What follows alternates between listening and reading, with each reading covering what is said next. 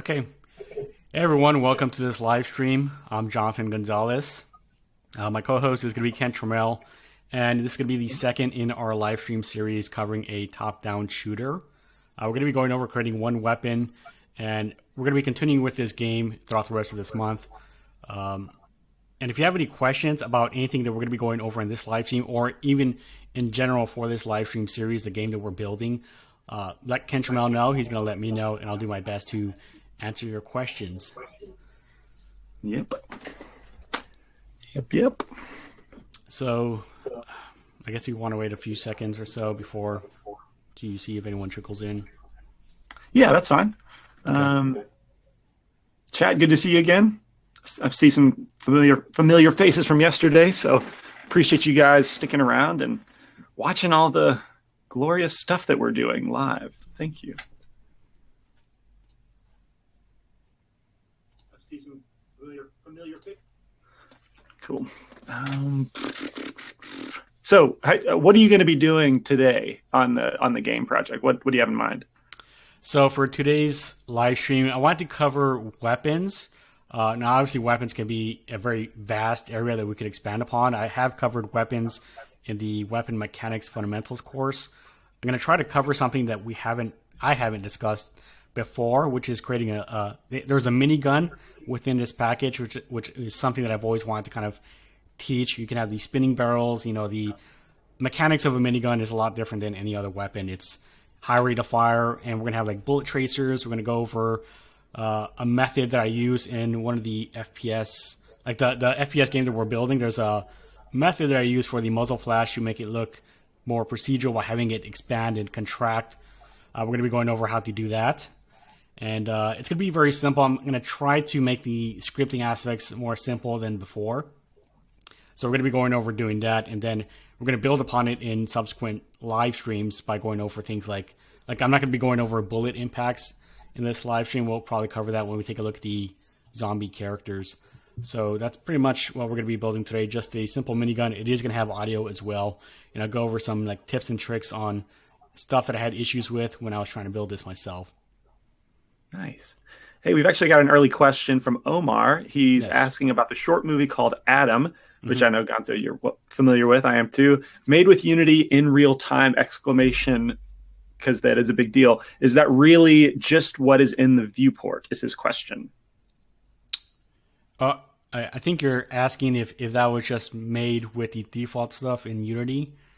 That short video was actually created. It was created with Unity, but there's a lot of like custom made stuff. Unity has made small videos like that before. They look hyper realistic, and they've made a lot of like custom 3D meshes. They made a lot of custom shaders. They made like custom lighting models and stuff like that for those types of videos. So yes, it was created with Unity, but it's a very heavily modified version of Unity. And I think the guy behind Adam is the guy that made Chappie, right? Oh, he is on the second short, which there is a second episode or short film about Adam. So look that up. It came out really recently, but Yeah. Neil Blomkamp actually directed that and maybe contributed to writing, but not the first one to my knowledge. That was a different guy. Yeah, I think you're right. I think the first one was made by Unity Technologies, and I think he picked up the second one. And he's been making short movies like that with Unity, which is pretty exciting. So hopefully we'll see some more similar movies in the future. Definitely. Another question from John Monterone. Do you plan on covering the new timeline or Cinemachine features in Unity? Yes. That was actually one of the first things that I wanted to teach with live streams, but then I decided to work on something more complex. But I do plan on doing that, maybe creating like a simple, like a cutscene type of effect. We could probably cover it in this mini-series, but we'll see. But yeah, I do plan on covering that. Excellent. Okay, so I think I'm going to jump into Unity now, and we'll get started.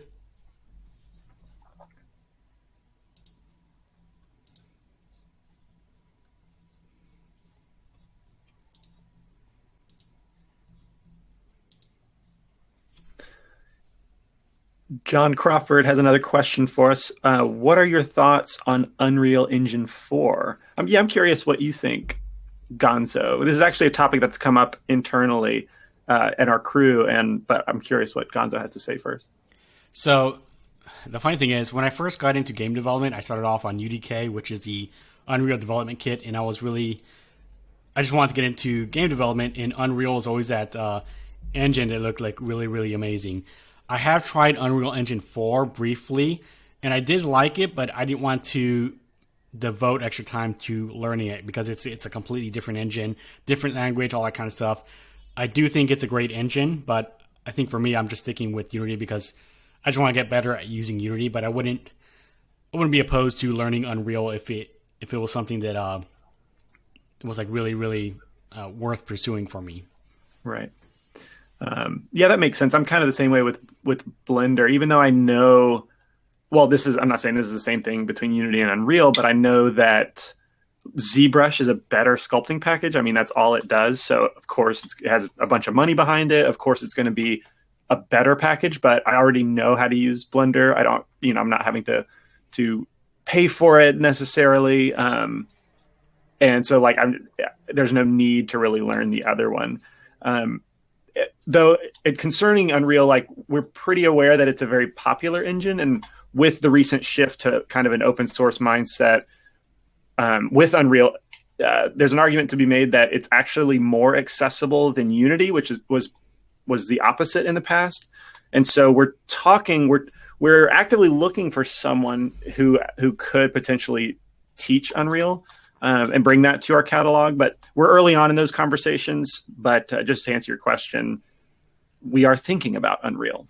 Yeah. So. And actually today, I think Wes is getting in contact with, I guess, the director of education at Epic Games for teaching Unreal. Right. So hopefully we'll get some useful information out of that, and we'll see how that goes.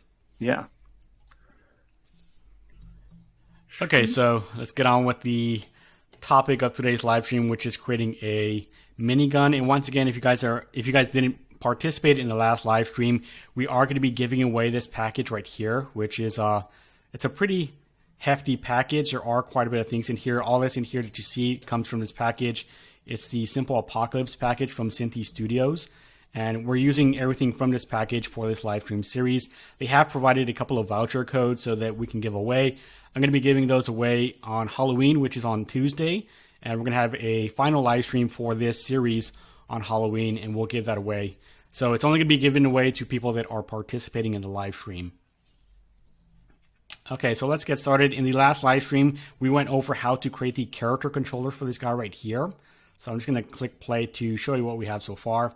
So we went over how to create this. I'm using my keyboard and mouse to move around. And you can see that he's looking towards the center, and we're using IK for that. The bottom portion of the body is using a running motion. So we're going to be attaching a minigun to him so that he can start shooting. And we're going to keep this pretty simple for the most part. He is going to be able to run around with the same speed even though he has a minigun. But it's going to be kind of like a fast-paced game, a fun fast-paced game, if you will. Okay, so I'm going to start off by first looking at an issue that we had in our first live stream. In the first live stream, we had an issue where the camera would actually jut forward when we were starting to move. And the issue was that originally on the character, the rigid body controller, it had a script on the main camera. It was like a head bob script. So every time we moved, the camera would try to center itself up with the controller. Right now, it's kind of at an angle a little bit behind him. So it would actually move forward slightly. I removed that script, and now it's working as intended. I also moved the camera up a bit so we get a bit more to see within our game world. All right, so the first thing that I want to cover is the animation aspects of this.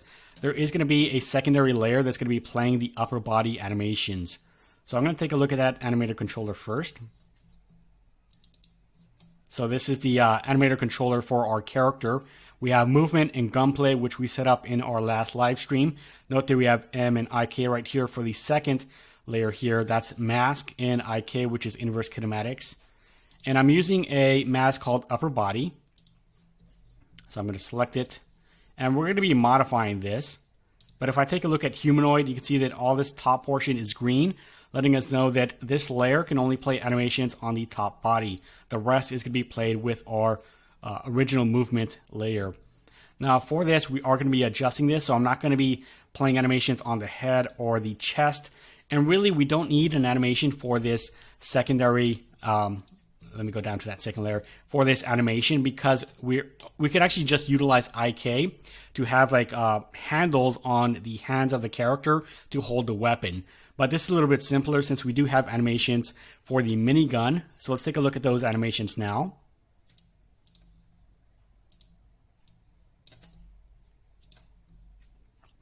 Okay, I think it's characters, animator, and then we have animations IK.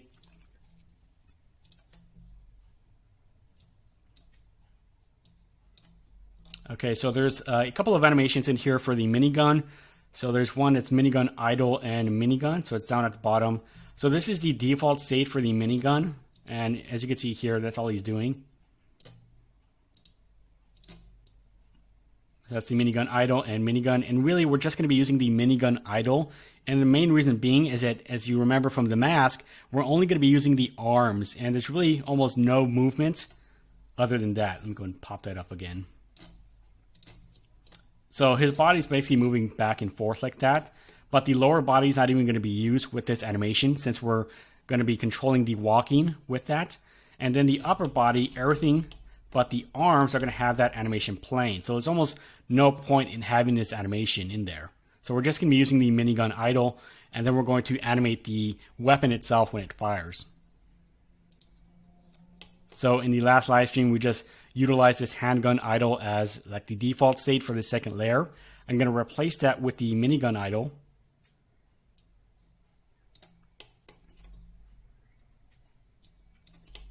So we don't need this one anymore. I can delete it.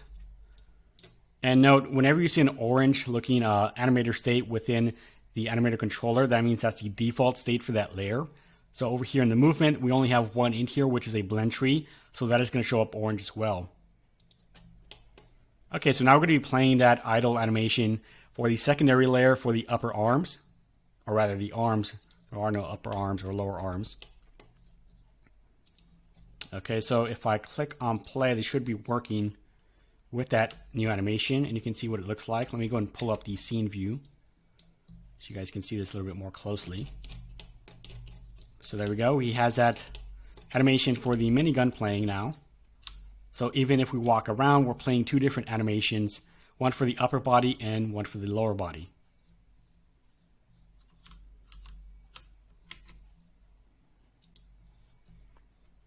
Okay, so we went over the masking and the animation. Now we need to actually have him hold the minigun weapon itself. So there is a minigun prefab in here.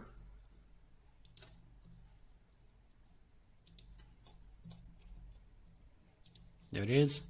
And the good thing about this weapon is that it's actually in two different pieces. So we have this portion in the back, and then we have the barrels themselves, which are separate, which will allow us to actually rotate those whenever we're firing.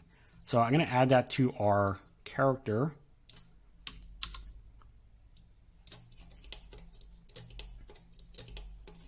And typically for weapons, you would have them attached to, say, the arms or the hands in this case, but it's going to affect the way the aiming of this weapon is aiming down the center point. So I'm just going to have it as a child of the character itself, and then the animations will look like he's actually holding the weapon. So I'm just going to kind of place this loosely for now. And then we'll hit play and see how it looks with the animations. Okay, so not bad. But you can see that if I move left and right, his upper body and his arms actually rotate, and that would actually cause the minigun to rotate and then kind of shoot off to the side. So we don't want that. So I'm just going to keep it like this. And again, we're kind of wasting that animation for the minigun because we could just use IK for the arms and we could attach it to the minigun itself.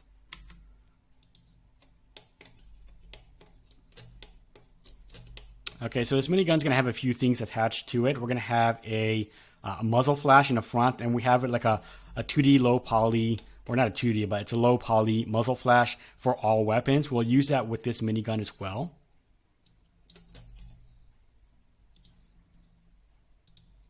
So in effects, we have I believe it's a gun flash. That's what it looks like.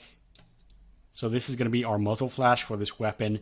And we're going to be adjusting the scale randomly for this. So it looks like it's actually kind of expanding and contracting as we're firing. And this is going to be part of the barrels. So here we have the minigun and then the minigun barrel. We're going to attach it to that. So that way when the barrels rotate, it's also going to be rotating the muzzle flash to create an even more unique effect. I'm going to recenter this to the position of the barrels. I believe I can just reset this here and it should work. That does. Now it's a little bit too big right now and we need to rotate this, but I'll leave the size as is. I'm just going to rotate this 180 degrees along the x-axis.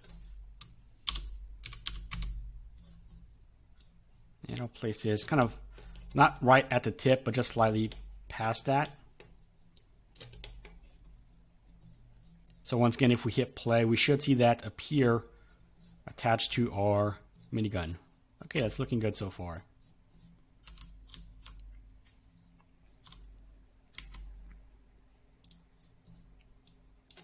Now for some of the effects that we're going to be using, these are pre-made, but I will be going over some of the basics of how they were created. So we're going to be using a bullet tracer effect, and there are a few ways to create this. You can either create it by doing it through script, where you have one individual bullet tracer that is then spawned into the game or instantiated into the game, and then you repeat that process over and over again where you just shoot out one. Or you can also create a particle system that mimics that effect as well. The particle system is a little bit easier, so that's what I'm going to be using. Question for you, Gonzo, from the chat. John Crawford's asking, are you going to be covering camera interpolation based on character movement? I mean, it depends what you're... I guess I would have to know what exactly he's looking for. We're not going to be moving the camera around in relation to our character right now. It's going to be a fixed... it's going to be fixed to the way it is right now. That is something that we could cover, I guess, in the future. But for now, we're going to keep it as is. Maybe he means like smoothing out, kind of, like if you turn really quickly, the camera kind of slowly catches up or more smoothly catches up. That's what I'm guessing he means by interpolation. But yeah, I mean, I think on the character controller, there are settings in here, like the mouse look settings. Those are things, I mean, I'm using a pre-made controller. If you weren't in the last live stream, I am using a pre-made controller, which is the rigid body controller. It comes from Unity to make things easier. But there are sensitivity settings and things like rotation settings. There's also, I believe, some like slowdown settings and things of that sort. But as far as actually creating something custom for that, we're not going to be covering it.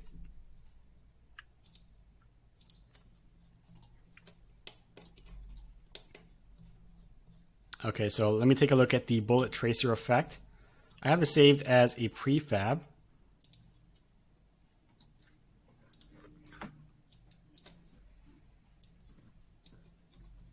So this is the prefab. And these are kind of a little bit exaggerated in terms of how they look. They're a little bit bigger than what you might expect in a real game. But for games like a top-down shooter or shooter games like this, especially since we're going with a more of a cartoonish type of game, usually you'll find overly exaggerated bullet sizes, things like this. So I think this will work just fine for our environment, our basically our theme of our game. So I'm going to be using this, and we're going to be playing it whenever we're firing our minigun. Now we'll be going over the basics of this. Let me go ahead and just reset this. I'm going to set the position to the front of the barrels. And actually I'll make this part of the minigun, not the barrels.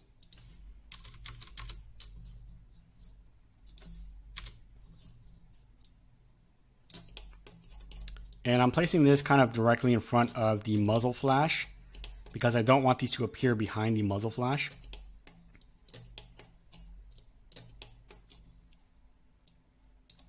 All right, so I'll briefly go over this. This is all based off a particle system, and I did create a new texture for this. So it looks a little bit weird here, but basically it's just a small line. If I take a look at the material, this makes a little bit more sense. It's basically a line where in the center point, it's mostly white, and then we have a glow, and that was applied in Photoshop. And then I'm using a particle shader, so particles additive, and here you can adjust things like the color. So if I want to make this darker or maybe more reddish, I can do that from here. And then in the actual particle system itself, We can go through some of the settings in here. So I did apply that material underneath the renderer. So here it is. And I did set the render mode to stretch billboard, which creates that effect of the kind of like the tracers. By default, it's set to billboard. So billboard basically means it's always going to be facing the camera. And in this case, we don't want that. We want it to be stretched out and basically facing away from us. Hey Gonzo, another question from Darren. Would a line cast be an alternative to the tracer?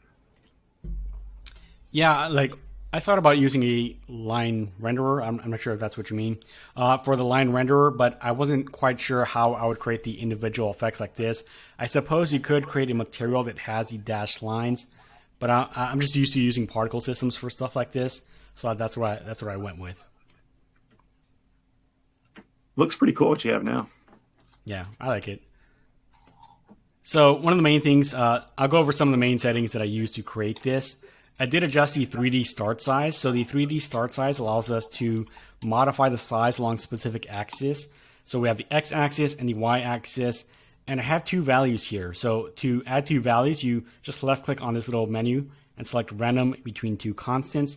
This allows us to get a bit more kind of, I guess, procedural with this.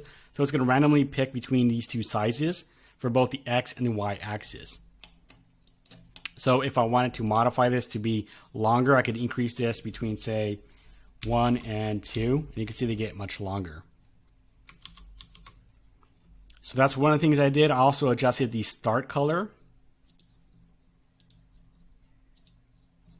So the start color is just kind of a combination of yellowish and whitish colors. For the max particles, I set this to 100. I didn't want to have too many particles for this.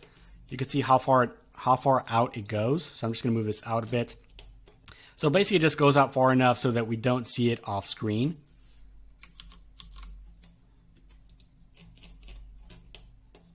So we just have a max particles of 100 because the emission right now is set to 20. So we just have 20 particles, and it is set to looping, so it's constantly doing that over and over again.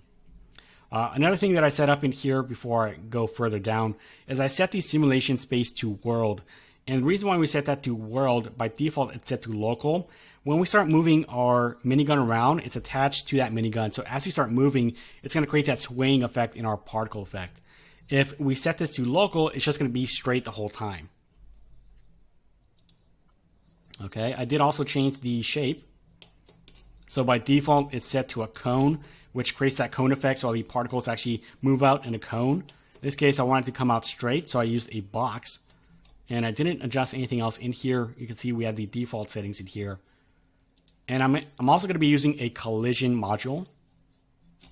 And collisions for particles can be somewhat expensive. I was debating whether or not I would use this, but I did decide to finally use it.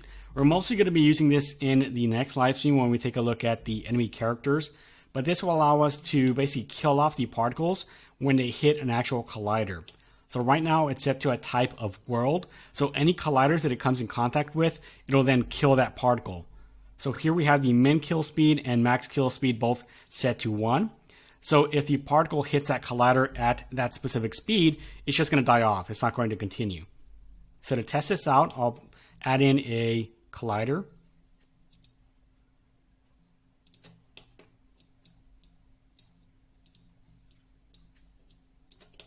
It should be big enough.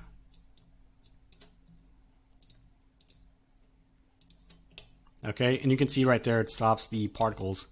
Now we don't have any impact effects for this. We are going to be covering that in a subsequent live stream, but you can see that it does work so that the bullets don't actually look like they're going through objects. Okay, and I think that's just about it. We have the collision applied, and everything else we've already covered.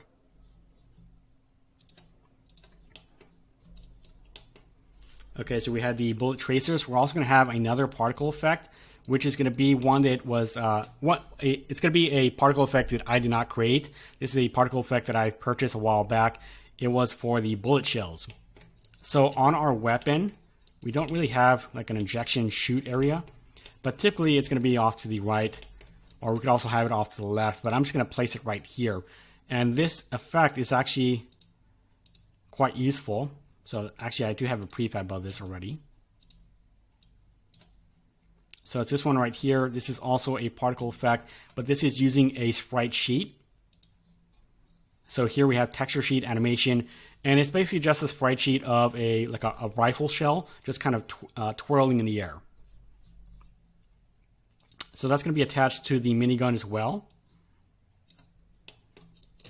And if I zoom in on it, you can kind of see what it looks like. But it's basically just the bullet shells coming out. And this was already pre-made. I did adjust some settings in here to make it shoot out a little bit faster.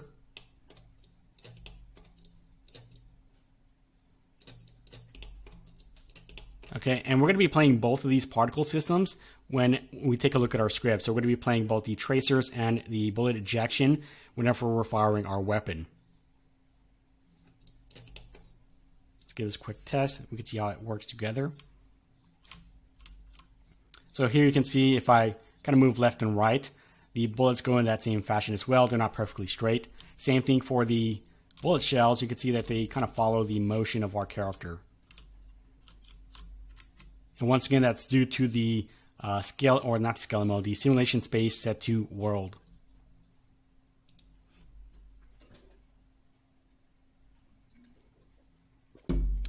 Okay, so I think we've already kind of gone over how to build everything that we need for this character. Now we're going to be going over the scripting aspects. So for the scripting, I'm going to be using a pre-made script. I'll be going over this line by line. It is a simplified version of what I would create for a weapon. So we're not going to have things like fire rate. We're not going to have ammo counts or anything of that sort. That's something that I did cover within the weapon mechanics fundamentals courses. So if you want to build upon what we're teaching in this live stream, you can follow those courses and add your own mechanics like that. Hey, Gonzo, a couple questions for you. Yes. From John, have you tried the bullet physics yet? I heard he's heard that they're more useful than the vanilla Unity physics. I think you're talking about the bullet physics asset. I have tried it. I found it very, very hard to, I guess, understand, because it's not physics and all that, like math and all that kind of stuff is not really my area of expertise. I would really love to be able to use it. It seems like a great physics program, but I myself have not been able to effectively use it. I was trying to use it for I was trying to create like soft body physics for a game that I'm working on for like a boxing game. And I was trying to use that asset, but I could never figure out how to use it properly. And then second question, is there, not from him, it's from Zabi404, is there any collider on the scene? It seems like the car doesn't have a collider. No, so most of the objects within that scene don't have colliders. It's something I would have to add in. I didn't want to have too many things that had colliders for this live stream just because it could be kind of expensive, and I didn't want to have issues with the live stream when we're doing that. That's why I just used the one example of the cube. But when we add more stuff, we'll go for adding more colliders to stuff. But mostly we're going to focus on the colliders for the zombie characters. Okay. So maybe for people who don't understand, when you say expensive, what does that mean? So expensive in terms of performance. So if we had, for example, if we had all the collisions happening with our particle system, if we had multiple particle systems colliding with all these different objects, it's going to be too expensive for like the CPU and our computer to basically process all that information and still be able to contain a consistent frame rate where it feels smooth, it feels responsive, all that kind of stuff. So those are kind of things that you have to think about when you're building stuff like this.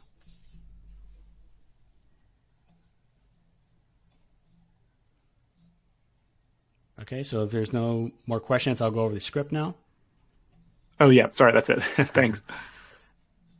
Okay, so I'm gonna go through this line by line. At the very top, I probably could organize this a little bit better, but I didn't include that. At the top, we have a public float called barrel spin power, and this is pretty self-explanatory, but this is going to be the power that we apply for rotating the barrels. So I'm giving it a default value of 150. That seemed to be about right in terms of how fast it would be spinning. We have the barrels themselves, so this is what we're actually going to be spinning. Once again, these are both public. We have an audio clip. So this is going to be used to, whenever we fire our weapon, this is the audio clip that's going to be played. We have our muzzle flash, which we've already kind of looked at before, but this is also going to be a transform. This is what we're going to be expanding and contracting using scale. So here we have a range value. So we have a range right here, which allows us to use a slider within the inspector panel between 0 and 5. And this is going to be a min and max scale. Now this is going to show up as two different variables, two different sliders within our inspector panel, but we can write it out on one line since they're both using a float type. So the min scale, max scale is how small it can get and how big it can get. And we're going to be expanding and contracting that muzzle flash using these values. Now for particle systems, when we're scripting particle systems, it's a little bit weird. Here we have a reference to the particle system for both the bullet tracers and the bullet shells, but I want to modify the emission of those particle systems. So for that, we need to access the emission module. And to access that emission module, we first need to get a reference to that particle system, and then we get a reference to its emission module. So I'm calling it tracer emission and shell emission. And the reason why we want to modify the emission is because if we were to just say enable and disable the particle system every time we're firing, all the particles that have been emitted are just going to instantly go away. If we adjust the emission, any particles that are still active in the scene, those will stay, and then any other subsequent particles that would be emitted are going to go away. So that's why we're adjusting the emission. Next, we have a couple of private variables. We have one for a vector3 default scale. That's going to be used with our muzzle flash. And then finally, we need a way to play our audio clip, so we'll use an audio source, which will be attached to the weapon.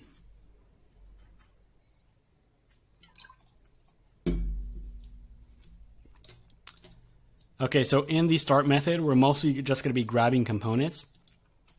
So we need to grab both the particle systems, so the bullet tracers and the bullet shells.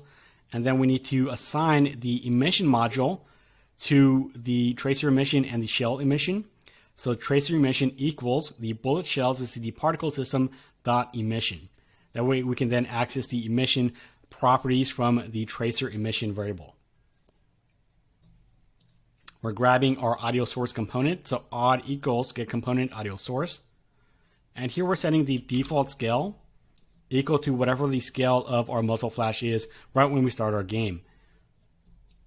And then right after that, we set that to a new vector3 0, 0, 0. So this is X, Y, and Z.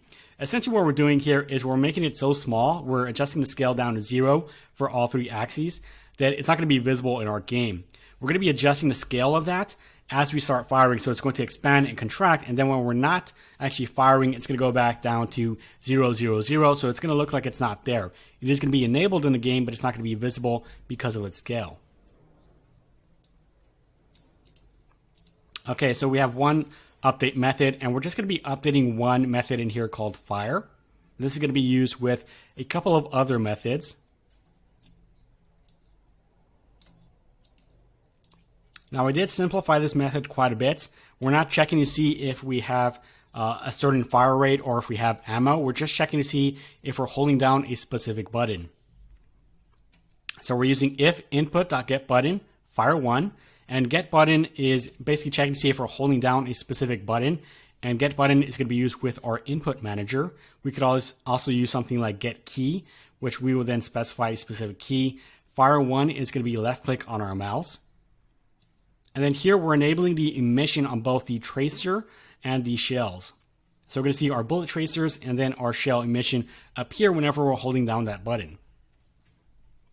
These two methods are going to be shown below, but basically these are going to allow us to play our audio clip and also play or show our muzzle flash. And this is where we actually rotate our barrels. So we have barrels.rotate, and I'm using vector3.forward, which is the z-axis.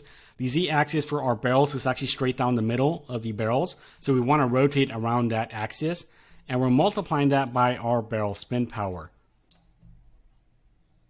Now, if we're not holding down that button, then we're going to be doing all of this. So basically doing the complete opposite. We're going to turn off both the emission for the tracers and the shells, and then we're going to set flash and minigun audio to false as well. Let's take a look at these new methods down below. Okay, so we have a parameter here for these. This is a boolean, so it's either true or false. And this is for our muzzle flash. So if show flash, meaning if show flash is true, then we can actually adjust the scale of our muzzle flash. So here we're saying muzzle flash.local scale. The local scale of that muzzle flash is going to be equal to default scale times random.range. So every time we're calling this method, we're going to pick a number between min scale and max scale, and that's going to be the scale of our muzzle flash. Now, if bool right here, the show flash, is false, then we're just going to reset it back down to 0. So it's not going to be visible within our scene. Now for the minigun audio, we have something similar for our parameter. It's called fire clip. So up here, when you see the true, true, false, false, we're adjusting that parameter within here. So once again, if fire clip is true, first we need to check to see if we are playing audio. Now this is something that I kind of had issues with initially when I was trying to test out audio when holding down a button. There's typically issues with people having distortion with audio where Unity tries to basically overlap audio, so it sounds very, very distorted. Then it gets louder and louder and louder until you finally can't take it. So to avoid that, you first have to check to see if you're playing audio within your scene. So odd is our audio source, and if we're not playing audio, then we can actually play our audio. Now here, if fire clip is false, we're just going to stop the audio. So odd.stop. Okay, so that's all we need for our minigun to actually start firing and working. Let's jump back up. I'm going to apply this to our minigun.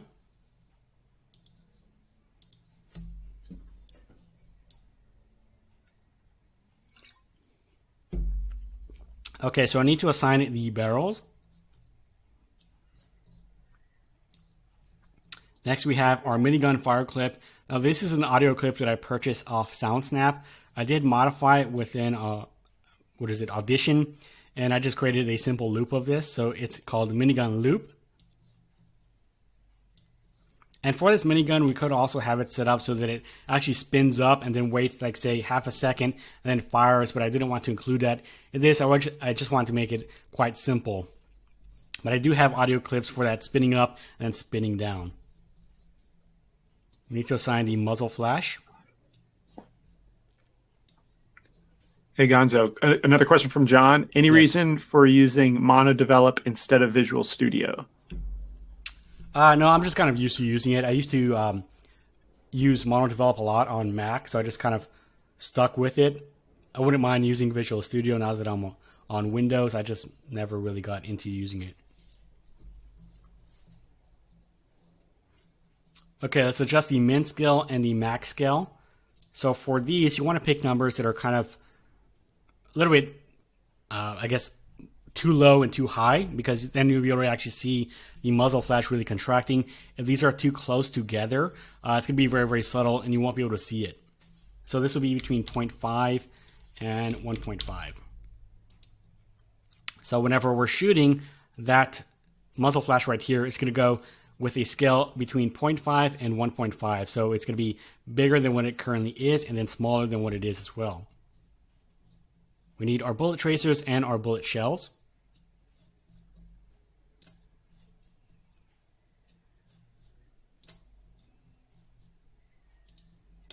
Okay, and I think we have, we also need a audio source.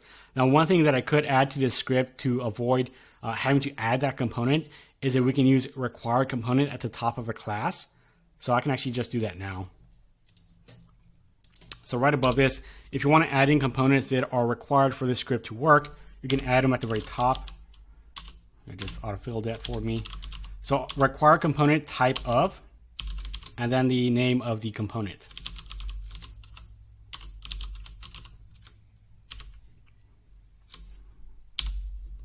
That should be everything that we need. Maybe that's off slightly.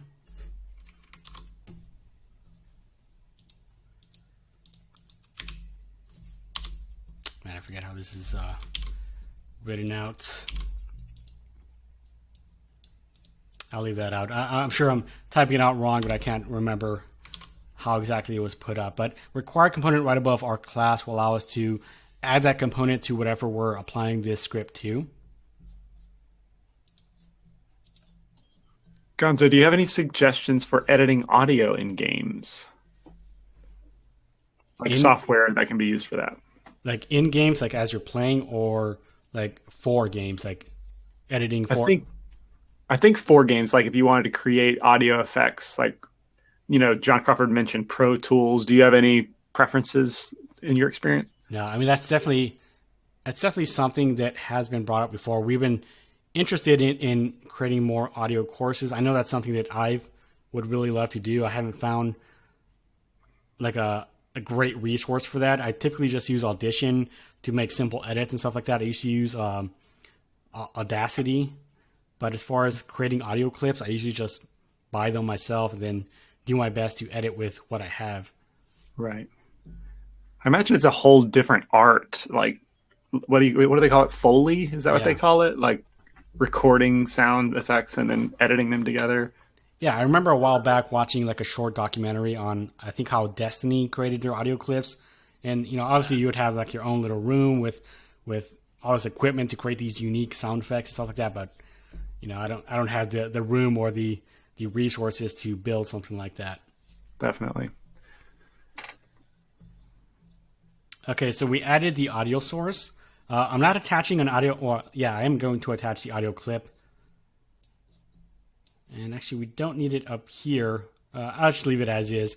Before, I think in the original iteration of the script, I had it set up so that I played specific audio clips. So that's why I have that minigun fire clip. It doesn't really matter if I add it in down here because it's automatically going to give us this audio clip. I'm not going to have this play on awake. If you have that checked on when we start our game, it's automatically going to play that audio clip. So I don't want that. But I do want to have this set to looping. And I want this to be a 3D audio clip. It's a little bit loud, so I'm going to bring down the volume of this too. Hopefully it's not too loud.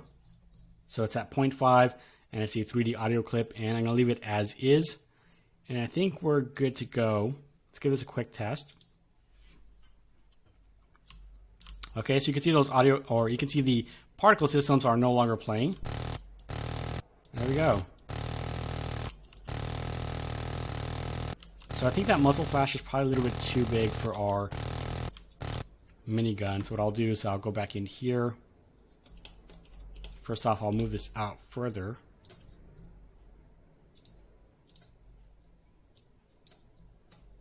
And then we can go back into the weapon itself.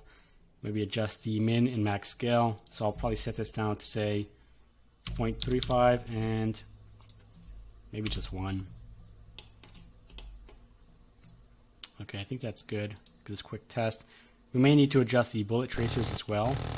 You can kind of see that they appear right next to the muzzle flash. And can you guys hear the like the sound clip of the minigun? Hold on, give me a second for the stream to catch up. Oh, I have it muted. Hold on. Yes, I can hear the effect. Okay, cool. Nice. Yeah, so that audio clip is just looping over and over again while I'm holding down the button. And you can see the That's muzzle awesome. flash changing in size. And if you take a look, it might be a little bit hard to see up there, but looks like the barrels are overheating in the light. But you can see the barrels rotating. That looks great.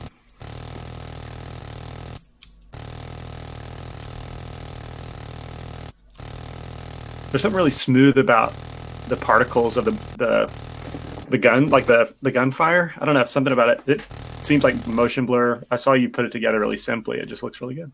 You're talking about the Like bullet it. tracers? Yeah, that's what I mean. Yeah. Yeah, so for a game like this, you could have I debated whether or not I would have like a crosshair in the center. I know a lot of top-down games have that. But in this case, that's typically used to determine where you're going to be aiming. But since we have the bullet tracers, I find that's like a nice and simple way of adding that effect of knowing exactly where you're aiming, because I know if I shoot this way, I'm aiming and shooting at that lamppost right there. Right.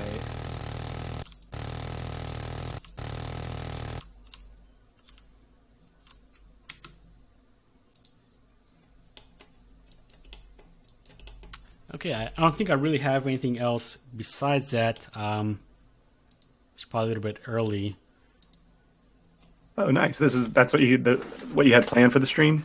Yeah, I mean, I didn't want to go too far in depth with this. I was going to go over like a camera shake effect when you're firing the weapon and adding ammo and stuff like that, but I decided to keep it simple. I can go over like adding simple ammo and how it can decrease in value, but that's something I've covered before in another course. So if you guys have any questions, let me know. Yeah. Yeah, I'll certainly let you know, keep it on the chat if you have any questions. But okay, here's one from John. Is it possible to get the Blender transform shortcuts in Unity? You mean like the keyboard shortcuts, like if you press G and you can move it around? That's what I think, yeah. Yeah, I mean, I don't, maybe, possibly. I'm not sure if you can set up keyboard shortcuts in Unity to affect that. I mean, I'm not even sure where to even start with that. Yeah, I've never heard of Unity like being able to change your hotkeys. Yeah, I mean, that's definitely something that I would like to have myself as well. I know if I spend a lot of time in Blender and I jump back into Unity, I'll start pressing G or I'll start pressing these different keyboard shortcuts and like Unity just freaks out. But yeah, I'd definitely like to have that. Right. I got a question for you. Have you ever used Blender's game engine? Like even played with it? No, it just, I don't know how far along it is. It just seems, it may seem harsh, but it doesn't seem like it's worth my time to even pursue it. Yeah, I really want to believe it's something to play with, but I kind of get that impression too. I know they tried to make a game, like one of their studio projects way back in the day was to make a game, and it never came to fruition, and so that doesn't really look good for the engine. Yeah. Like you can only what platforms can you build for that? Like it seems like you can only build for PC from what I've seen. Yeah, I don't think I've ever heard of a way to export it or build it for iOS or Android or anything like that. I think it's just like a Blender file. Yeah, that's yeah. interesting. Cody was saying in the chat, it doesn't seem to be any focus on it. I do think it's been orphaned. Like it was a good idea, but maybe quickly was bigger than what they anticipated, which makes sense. I mean, game engines are full 3D packages in and of themselves. So to add that into an already 3D package, I don't know. It was a good idea, but that's the impression I get too. I think 2.8 has some focus on it or trying to unify the two. But I don't know. I don't hear much talk about it. I don't even know why they would continue pursuing it if they're not like serious about it. It just seems like a waste because it seems like Blender's trying to add in a lot of features into it, and if you have too many features, it just doesn't. You get a lot of like mediocre stuff. Jack of all trades and master of none for sure. Yeah, I mean it's a good. I think that's kind of the sentiment around it. Like just no time to really give it what it needs. Question from John. Speaking of open source game engines, is Godot 3 something to look forward to? Is that how you pronounce it even? Yeah, I don't know. I always pronounce it Godot. Godot, okay. Yeah, I've seen it pop up more and more lately. People are getting excited about it because it's including a lot of features that Unity already has, but it's open source and people go crazy for that. It kind of feels like the Blender of game engines. And it seems interesting, and I hope it does well. I mean, having more game engines, I think, would be more competition and make things better overall. I haven't used it personally, but I believe last I checked into it, they said they added support for different languages, including C#, like how Unity uses. I know they have Python. I think they might be adding support for C++. I don't know, but right. it covers all those languages, which for me, wanting to learn new programming languages would be kind of a fun project. Yeah, I'm with you. Yeah, it is a little perplexing to me. I guess the reason to get excited by a Godot whenever Unreal and even Unity, like you can use those for free, completely free up until you start shipping your game, right? No, you can ship your game. That's the thing. Like people always say, oh, well, you got to pay for this. Like you have limits on your licensing for Unity. Once you make $100,000 or more, you then have to get Unity Pro. I have Unity Plus. I don't know if that would be considered part of it. But I know for different levels, you have to pay to get the license. But I'm only paying like $30 a month. And if you're making $100,000 with your game, you should be able to afford $30 a month.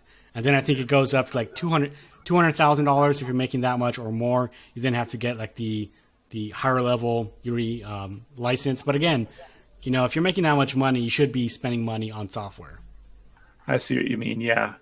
Definitely this theme of like, we talked about this yesterday too, like can't afford to be a cheap artist, but I don't know if I want to say Unreal has similar things, except like you said, it's completely free to use and learn on, even ship a game up until a certain price point. I think the difference with Unreal, and maybe someone can correct me if I'm wrong, but they had a royalty system. I think it was like 5 or 10% whenever you made money on your game at a certain point. But with Unity, they don't have a royalty system. It's just, hey, you need to pay for the license if you make this much money, but they don't care about taking money from the revenue of your game. Oh, I see the difference. I see what you mean. Okay. John was saying in the chat, he thinks that with Unity, you have to pay if you want to remove the Unity splash screen, which is a big deal to people. Yeah. Okay, and Unreal gets a 5% royalty when you make more than 3,000. So, wow. Anyway, for me, it's hard to see the overwhelming benefit of like a Godot. Whenever I don't know, I don't plan on as much as I have big dreams and stuff. I don't anticipate making a game and shipping it and making money off of it that quickly. Mm-hmm. I don't know. Maybe my goals aren't big enough. But well, I mean, what about you? You said you were working on a game, a boxing game. Like, do you anticipate shipping that to like or to mobile platforms and just seeing if you make money? Yeah, I mean that's always the intention. For me, I wouldn't spend. Well, I guess I wouldn't work on a game if I wasn't planning on making money with it. Like, I guess for learning purposes, I'd probably build something small. But if it was a 6-month or a year-long project, I would want to remake or recoup my costs for spending time on that. So I would want to sell it. I know in my experience with open source stuff, this is a bit of a different topic and a much bigger topic, but Blender is by far the outlier in my experience in that it really is a quality application. Yeah, and sure, it's like it suffers a little bit from the jack of all trades, master of none syndrome or whatever. But like when I use GIMP, I went into that with the same perspective as Blender, thinking like, oh man, there's this whole world of open source quality stuff, and I can never commit to GIMP. It's just like scaling a line is choppy. And it's like, wait, what? It just feels so underdeveloped and unpolished. It's great, no problem whatsoever with using GIMP, but like it just seems so obvious of a you get what you pay for situation with most open source stuff.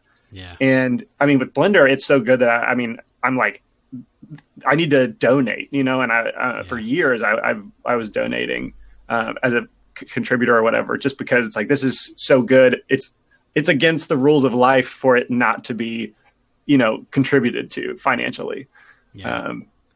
I agree. I mean, definitely for me, when I think of open source, I usually think of like something that's difficult to use. That's my impression, because I've used GIMP before. I've used open source software like that where it's built by people who don't have, and this is generalizing, but it seems like it's built by people that are like more like engineers, and they're like, oh yeah, just do this, just do that. Whereas you have that paid software that gives you that really nice experience overall, and for me, it always comes down to, it doesn't matter if it's open source or paid. It comes down to how good it is. True. If it's going to make my life easier and allow me to create really amazing things, I want to get in on that. Like Substance Painter, Substance Designer, Unity, all these paid programs, Photoshop, all that kind of stuff. These are going to be these superior programs for me versus the open source versions that are much harder to build for or build with. Right. We got a question from John in the chat. Ever thought of participating in the Ludum Dare project with a CG Cookie game? Or I'm sorry, the Ludum Dare Jam with a CG Cookie project. Have you heard of that before? Yeah, it's usually like I know it's at least once a year. People participate where they create a game with a certain amount of certain timeline, and usually like there's a specific theme. And I've never participated myself. I would like to in the near future. I would probably have to find out when the next one is, but that would be kind of a cool project. It would be something that we would have to think about early on because Right. it's a very short timeline, and we would have to work just on that for that time frame. But Yeah, it would be something I would be interested in. Yeah. Yeah. Huh. Speaking of that, maybe you guys will have this privileged information because we haven't said it anywhere else. But we are going to do this push for about 2 months to finish the first-person shooter game. It's been very come and go as we've done like a couple weeks sprint. We get some progress done, and then we record training and do other things that stop production on the game. So we're going to do one final push for like 2 months straight to try and finish this thing. And during that time, we won't be recording any traditional tutorials like, videos and courses and put them up on the site. We're going to do a lot of live streams during that time, like of us actually working as a team. So you guys can see very, very real, like what it's like working together, especially remotely since we don't live in the same place. But we're going to do that for like 2 months to try and finish the game. And then if we do that, we'll have a whole lot of information to be able to share with you guys through education, maybe after that, if it's successful. But that's going to be exciting. I think it's going to be a lot of fun and hopefully be very informative in terms of the live streams that we share. Yeah, it should be fun. So is it going to be us three on a live stream just working? How does that usually work? That's something we'll need to talk about, I guess. But I kind of thought that would be neat. I mean, maybe if we had a topic, a problem to specifically work through, or maybe we'll be more intentional about it and share a specific aspect of the production during that time. I'm curious how that could go, but whatever, stirs up interaction and shares some fun information. Question, let's see, maybe a couple things. Sabi404 says, I use GIMP, but it's hard to customize brushes and a lot of other inconveniences. I completely relate to that in my experience with GIMP. From John, funny how 3D gets an amazing open source software like Blender, which competes with expensive packages like Maya, but 2D software is stuck with GIMP, which is still miles off from Photoshop. I agree. Unfortunately, as much as I don't want to, same with Linux. As much as I want to be a Linux fan, or full-time user, a full-time GIMP person, like I am with Blender, they don't match the quality that Blender has set. I think it's an outlier, an exception, by far, not the rule. John's saying it could be like a triple screen setup. Kent doing sculpting, Jonathan Lampel doing hard surface, and Gonzo putting it all together in Unity. That, to me, is the magic sauce. If we can somehow figure out how to do it, I mean, I can't imagine what the bandwidth would be like, because we're remote, so we have to stream ourselves into a host, and then they have to actually stream it out. So that would be something to accomplish, a feat to accomplish. But we need to play with what we can do. I think that would be kind of fun to see us all three working together. But yeah, that'd be cool. We'll get there. Cool, man. Well, I don't see any more questions, so we can probably call it a day. But that was pretty cool, man. It's neat to actually see motion happening, and like a big part of the game is going to be this character shooting the gun, and now we've seen that. That's always rewarding to see that progress made. Yeah.